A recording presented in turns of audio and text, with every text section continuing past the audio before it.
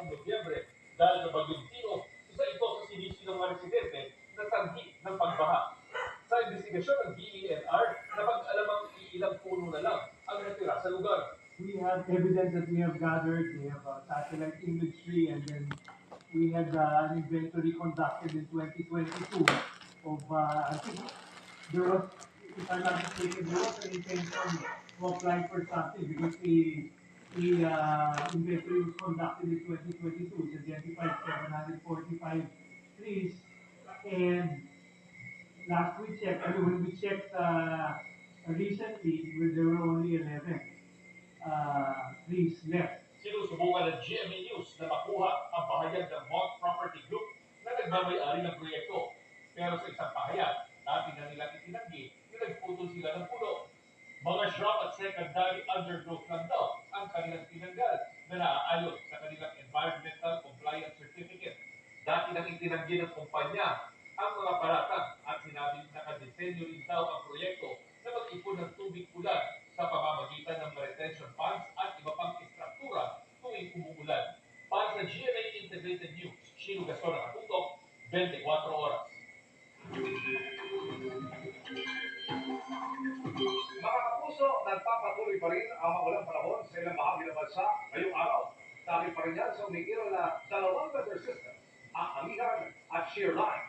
Base sa datos ng Metro Weather, umaga pa lamang bukas, heavy to intense rain na ang aasahan sa Northern Zone, partikular sa Cagayan at Isabela. Ganyan din ang aasahan sa Quezon at Bicol Region na magpapatuloy hanggang sa gabi.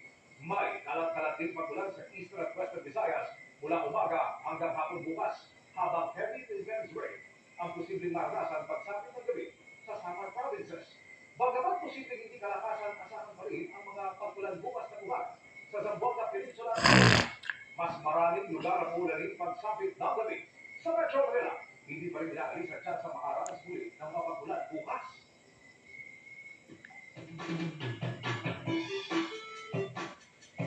Magandang gabi mga kapuso. Ako po inyong Kuya Kim na magbibigay sa inyo ng trivia sa itong mga trending na balita. May kataka tayo mga Pinoy, pagputi ng kuwa, pag-itim ng taga. Ibig sabihin mga bagay na hindi mangyayari. Pero sa isang bayan sa Misamis Oriental sa Mindanao, ang imposible, hindi na daw naging posible. Dahil namin katuwan na makailan ang isang puting kuwa.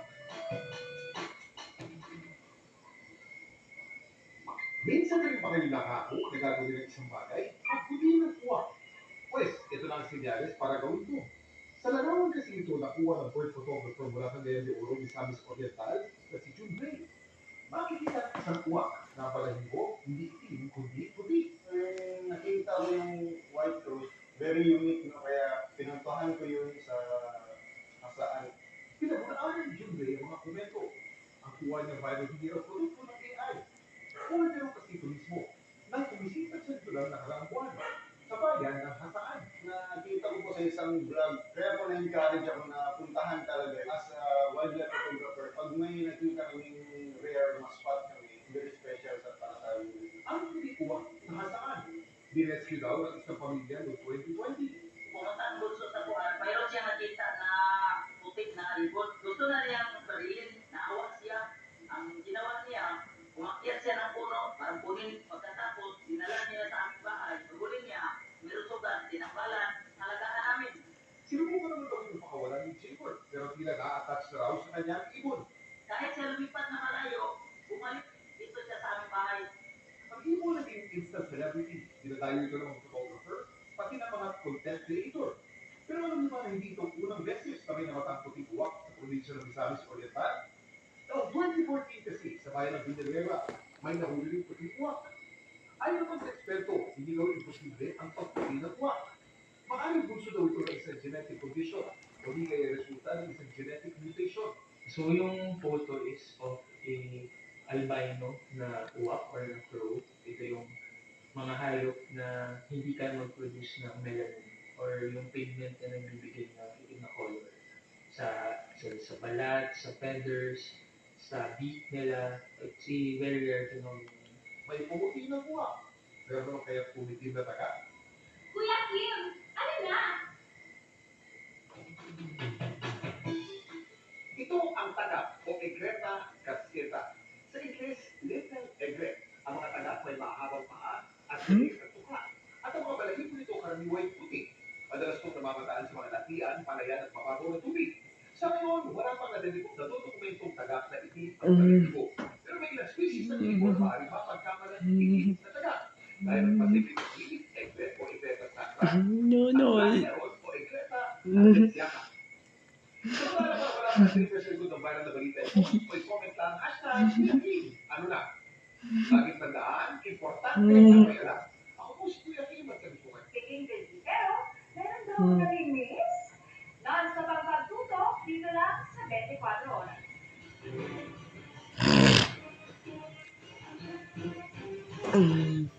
Friday tayo.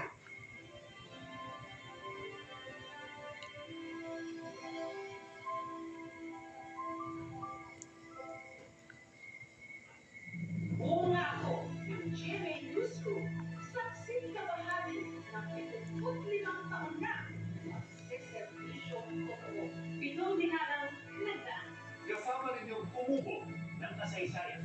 Tapak sa panata. Mapapahebya man o tagumpay. Kasama ninyo.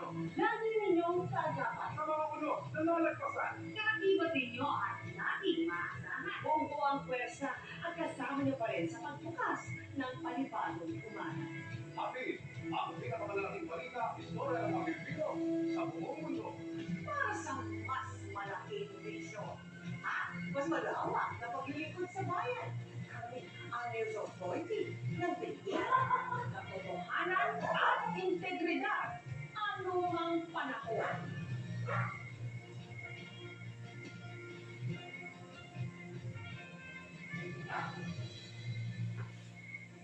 Hindi na po makalimutan ang mga coverage ng pandemic.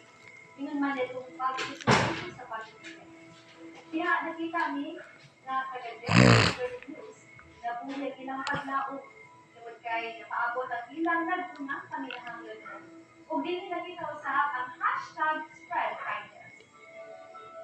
GMA Integrated News, ang news authority ng Pilipino.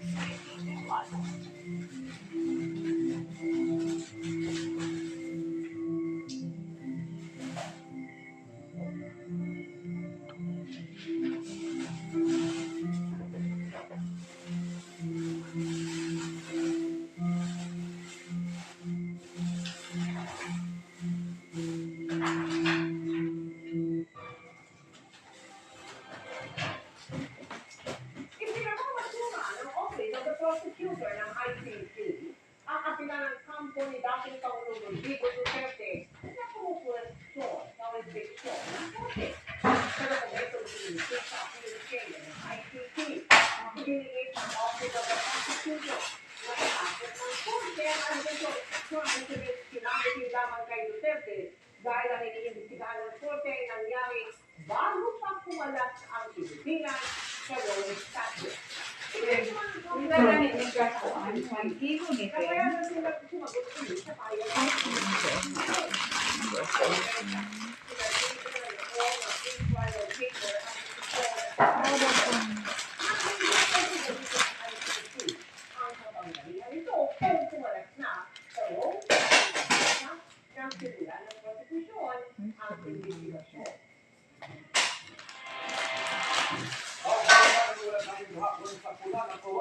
Nagastusin ng LMDA noong 2024, sinabi ng LMDA na malaking pondo ang hindi na nagamit sitwasyon dahil na-delay ng pandemya ang Metro Manila Flood Management Project.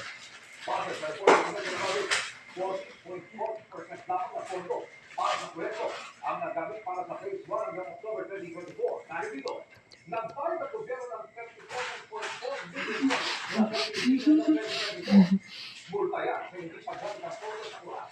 Isa sa mga kondisyon ng pakitang ng broadcast para sa proyekto. Kaya ay nagsasabi nakakahabol ang agenda at nakarating upstage o patok sa proyekto. Nakipagpuli na rin ang NBA sa World Bank sa mundo. Tiniyak nila ay nagagamit ang tama ng pondo para sa kinakailangan ito. Lagi.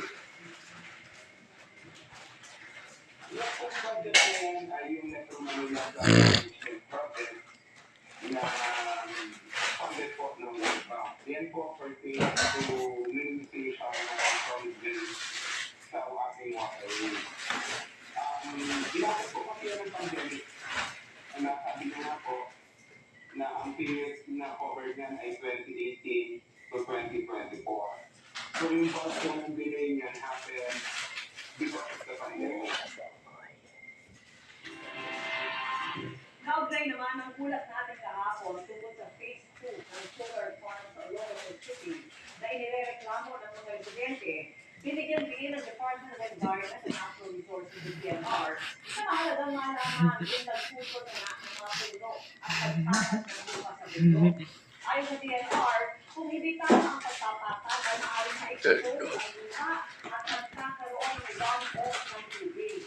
Sinikilala rin daw ng kagawaran ang pangamba ng mga mamamayan na mauwi sa lahat landslide ang mga pagpuputo ng puno. Dagdag pa ng kagawaran, may threshold ang mga proyekto nito base sa kapasidad ng proyekto na lilikha nito. Kung mas mataas ay kakailanganin ito na environmental impact study base sa regulasyon ng DNR. Hinikayat din ito ang mga residente na apektuhan ng solar farm na makilahok sa public hearing at consultation stage para maihayag at matili ang kanilang mga kinain. That's precisely what DNR is making sure that there are sufficient safeguards and that there will be environmental damage or impact, if any, is going to be minimized. Here, in their application for EPC and in their application where there are protected areas that are affected, then our office is concerned with the vigilant. Hindi lang Mary kundi high-tech na rin ang pamililaw at pagbubukas ng mga Christmas attractions sa bansa.